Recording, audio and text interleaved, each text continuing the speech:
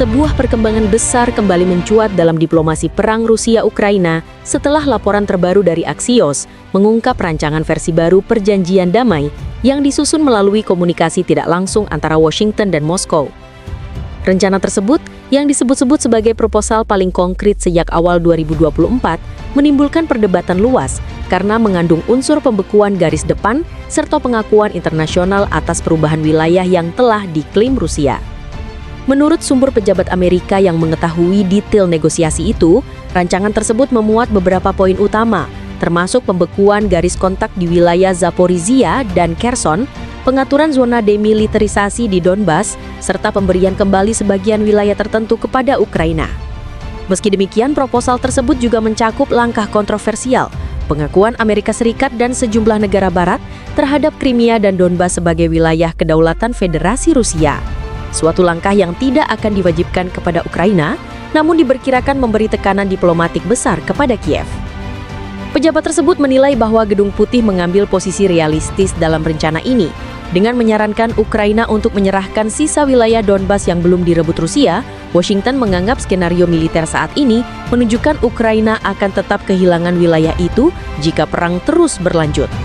Dari sudut pandang mereka, menyelesaikan sekarang akan lebih menguntungkan Kiev daripada menunggu hasil perang yang tidak pasti, ujar sumber tersebut kepada Axios. Salah satu poin utama dalam rancangan tersebut adalah status baru Donbas. Dalam skema yang dibahas, wilayah tersebut meski diakui sebagai bagian dari Rusia, akan ditetapkan sebagai zona demilitarisasi internasional.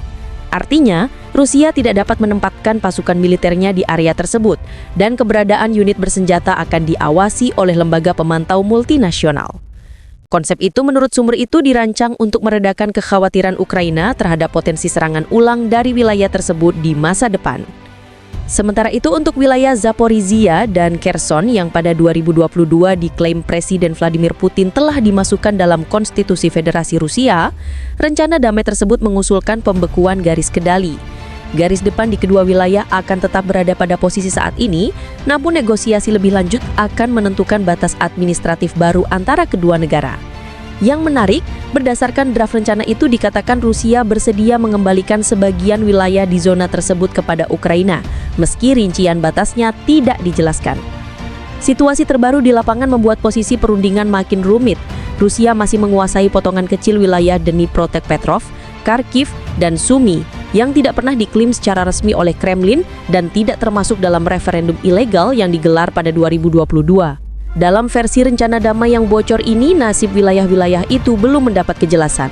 Proposal tersebut juga memuat komponen penting lainnya.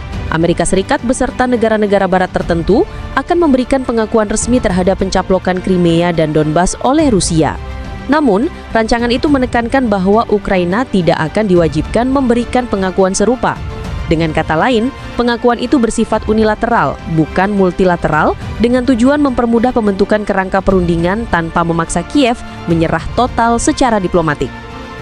Dalam laporan tersebut juga disebutkan bahwa Presiden Ukraina Volodymyr Zelensky telah memberikan mandat kepada Kepala Dewan Keamanan dan Pertahanan Nasional Rustem Umerov untuk melakukan komunikasi langsung dengan Steve Witkoff, perwakilan khusus Donald Trump.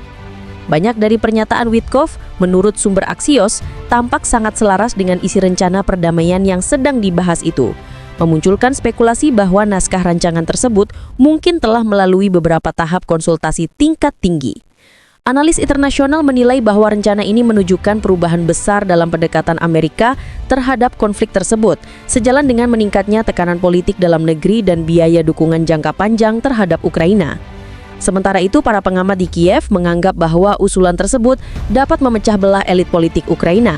Sebagian melihatnya sebagai jalan keluar realistis, sementara yang lain memandangnya sebagai kompromi yang menguntungkan Rusia dan melemahkan posisi strategis Ukraina.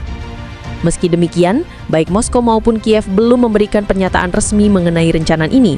Kremlin dalam berbagai kesempatan mengisyaratkan kesediaan bernegosiasi, namun dengan syarat Ukraina menerima realitas teritorial baru.